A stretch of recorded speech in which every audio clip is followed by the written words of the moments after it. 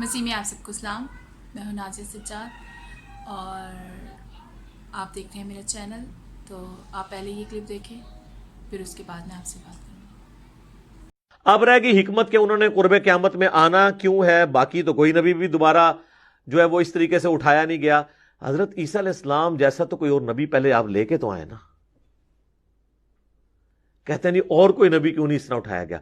Sir ये उठाया जाना तो छोड़ दें, हजरत ईसा अलैहिस्सलाम की कौन सी ऐसी चीज है जो किसी दूसरे नबी में पाई जाती है, जो उनकी अपनी खुसूसियात है। बगैर बाप के पैदा होना।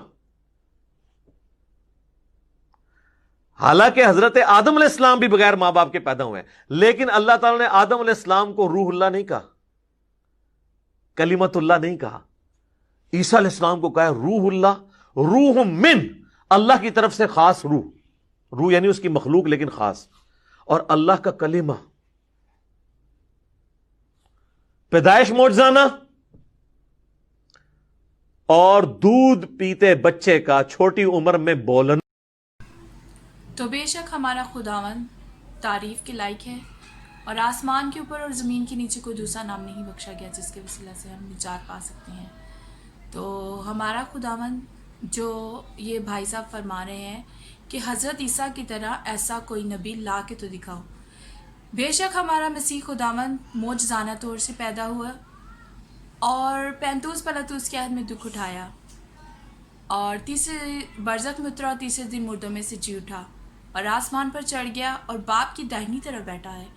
वहाँ से वो जिंदा और मुर्दों की अदालत करने के लिए जल्द आने वाला है। तो खुदावन का शुक्र करते हैं कि हम मसीही हैं, कि हम और हमारे खुदावन ने अपना पाक लहू बहाकर, मेरे मसीह खुदावन ने अपना पाक लहू कोहे कलवरी पर बहाकर हमें ख़रीद लिया।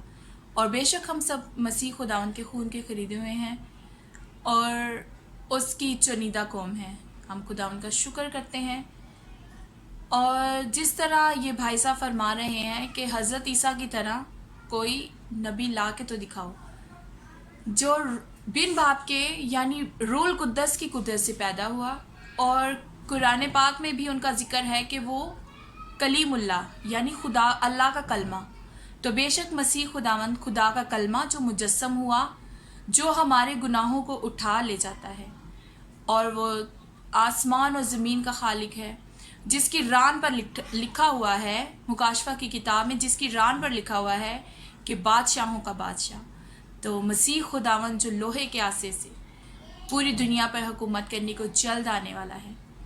तो मसीह खुदावन की बादशाही का ऐलान करते हैं कि मेरा मसीह खुदावन अपने लश्करों के साथ, अपने हज़ारों लाखों फरिश्तों के साथ आने वाला है। और जो मसीह में सो गए हैं वो हवा में उड़ के खुदावन का इस्तकबाल करेंगे, और हम जो ज़िंदा हैं, अगर हम उस वक्त तक ज़िंदा रहे तो हम ज़िंदा खुदावन का यानी हवा में उड़कर इस्तकबाल करेंगे, और वो ज़िंदा और मुर्दों की अदालत करने वाला है।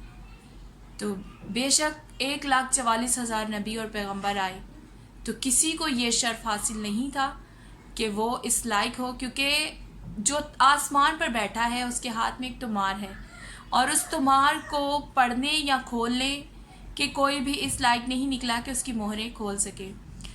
तो जो तख्त पे बैठा हुआ था और जो 24 बुजुर्ग उसके पास बैठे हैं, उनमें से एक ने यूहन्ना से कहा कि यहूदा का शेर बब्बर जो ज़िबा किया हुआ है वही इस लायक है। और उसी वक्त खुदावंद मेरा मसीह ज़िबा किया हुआ बड़ा आ मौजूद हुआ, और जो तख्त पर बैठा है उससे वो तुमार लिया और उसकी सारी मोहरें तोड़ी, और वो वही इस लायक है कि उसने उस तुमार की मोहरों को तोड़ा, क्योंकि उसने बाप की मर्ज़ी को पूरा किया।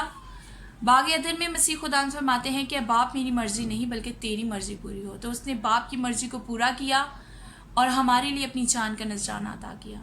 हम मसीह खुदा उनका शुक्र करते हैं कि उसने कोहे कलवरी पर हमारे गुनाहों के लिए अपनी जान का नजराना दिया। और हर कौम इकरार करती है कि वो ज़िंदा है और ज़िंदा आसमान पर गया है, और ज़िंदा और मुर्दों की अदालत करने के लिए जल्द आने वाला है। मसीह खुदा उनका शुक्र करते हैं, और हम सब को खुदा तौफीक अता करे कि हम सब भी तैयार रहें اس وقت کے لیے کہ جب ہمارا خداوند زندہ و مردوں کی عدالت کرنے کے لیے آئے تو ہم تیار ہوں. ہم بیوقوف کنواریوں کی طرح نہیں بلکہ عقل مند کنواریوں کی طرح بنیں اور اپنی کپیوں میں اپنے عملوں کا تیل بھریں, اپنی دعاؤں کا دعا کے ساتھ اپنے اعمال بھی اچھے کریں, تو جب ہمارا دولہا آئے تو ہم تیار ہوں اور ہم ہوا میں اڑ کے اپنے دولہے کا استقبال کرنے والے بنیں, تاکہ ہم وہ ضیافت جو ہمارے لیے ہمارا خداوند کرنے والا ہے اس ضیافت میں شامل ہوں. خداوند ہم سب کو ایسا کرنے کی توفیق عطا کرے. God bless you.